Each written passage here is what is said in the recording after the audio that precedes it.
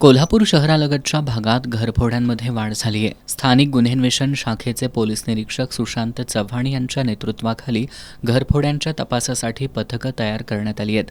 यापैकी एका पथकानं उजळाईवाडी परिसरात भारती विद्यापीठाकडून पुणे बेंगलोर महामार्गाकडे जाणाऱ्या रस्त्यावर सापळा रचून प्रताप सुरेश कदम या सराईत चोरट्याला त्याच्याकडील 20 ग्रॅम वजनाच्या सोन्याच्या दागिन्यांसह ताब्यात घेण्यात आलंय. चौकशीत त्यानं गेल्या 2 वर्षांपासून कोल्हापूर शहरालगतच्या उपनगरांमध्ये रात्रीच्या वेळी घरफोड्या केल्याची कबुली दिली.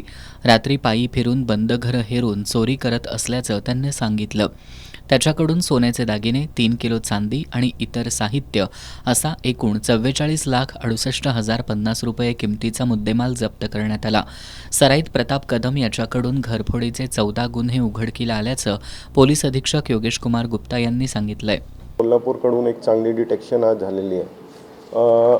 करवीर पोलीस स्टेशनमध्ये मागचे 2 वर्षापासून पर्टिक्युलरली पाचगाव एरियामध्ये वेगवेगळे घरफोडीचे गुन्हे घडत होते. त्या अनुषंगाने एक लेटेस्ट गुन्हा 693/25 जे नोव्हेंबर 2025 घडलेला होता. त्यांची तांत्रिक पद्धतीने गोपनीय पद्धतीने माहिती काढताना आरोपी जे आहे प्रताप कदम ते 27/1/2026 रोजी त्यांना अटक करण्यात आलं. तो आरोपी प्रताप कदम राहणार शिरोली MIDC आहे आणि त्यांच्याकडून ते 693/25 गुन्हा उघड करण्यात आला. त्यांच्यासोबत आणखी 13 गुन्हे म्हणजे असं एकूण 14 गुन्हे जे करवीर पोलीस स्टेशनला 2023चा एक गुन्हा आणि 2025चे 13 गुन्हे असे टोटल मिळून 14 गुन्हे उघड करण्यात आले आणि त्यांच्याकडून जवळपास 23 तोळे सोना आणि 3 किलो चांदी असा टोटल मुद्देमाल 44.5 म्हणजे जवळपास 45 लाखाचा मुद्देमाल त्यांच्याकडून हस्तगत करण्यात आलेला आहे. मूळ गुन्ह्यामध्ये आज आरोपीची MCR झालेली आणि पुढे पण आमचा तपास चालू आहे.